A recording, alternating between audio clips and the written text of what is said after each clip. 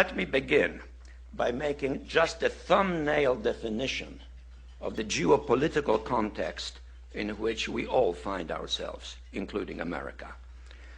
And in my perspective, that geopolitical context is very much defined by two new global realities.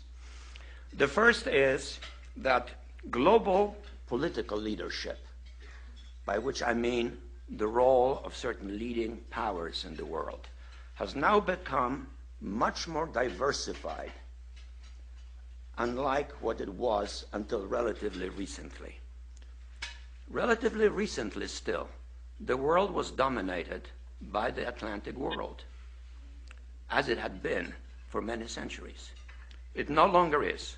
Today, the rise of the Far East has created a new but much more differentiated global leadership, one which in a nutshell involves, if one can hazard, an arbitrary list of the primary players on the world scene: the United States, clearly, maybe next to it, but maybe the European Union.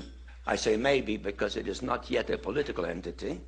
Certainly, increasingly so, and visibly so, China.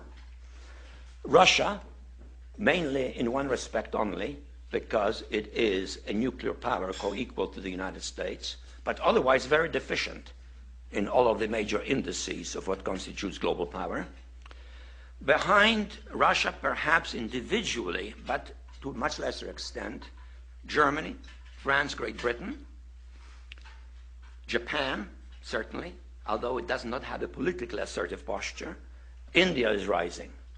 And then in the background of that, we have the new entity of G20, a much more diversified global leadership, lacking internal unity, with many of its members in bilateral antagonisms.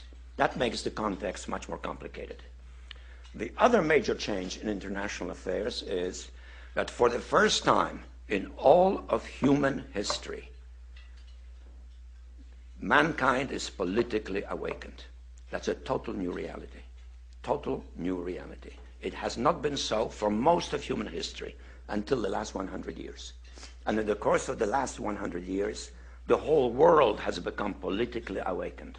And no matter where you go, politics is a matter of social engagement, and most people know what is generally going on in the world, and are consciously aware of global iniquities, inequalities, lack of respect, exploitation.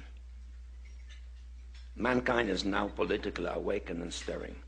The combination of the two, a diversified global leadership, politically awakened masses, makes a much more difficult context for any major power, including currently the leading world power, the United States. I really enjoyed your presentation, but I'm wondering, how would you rate the United Nations in helping solve some of the geopolitical problems we've had? Some people say they're not adding a lot of solutions, and some people even suggest we should have another organization internationally that can do the job that the United Nations should be doing. And even people are talking about one world governments. I mean, how do you view the UN right now? Well, there should be such an organization. The word should implies that there is a kind of moral imperative or need for it. But it doesn't exist. Why doesn't it exist?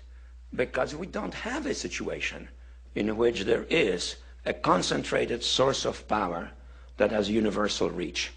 Not even America has that. So the United Nations functions well in areas in which it is possible to generate consensus.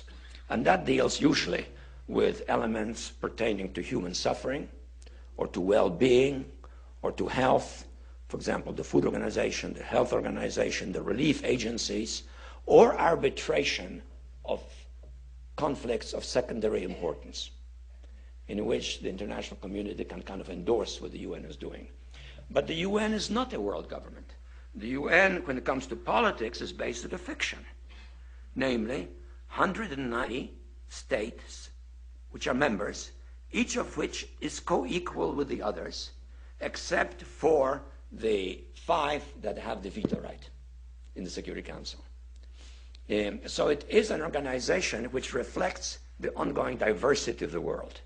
And I think we have, as a consequence, we have to realize that real solutions to political problems, to political conflicts, come from those entities that have power and have the willingness or the ability to coalesce or get stymied in the process or even go into conflict. The UN can deal with areas regarding which there's a great deal of international consensus, like the ones I've mentioned. And that reality is going to continue for some time to come.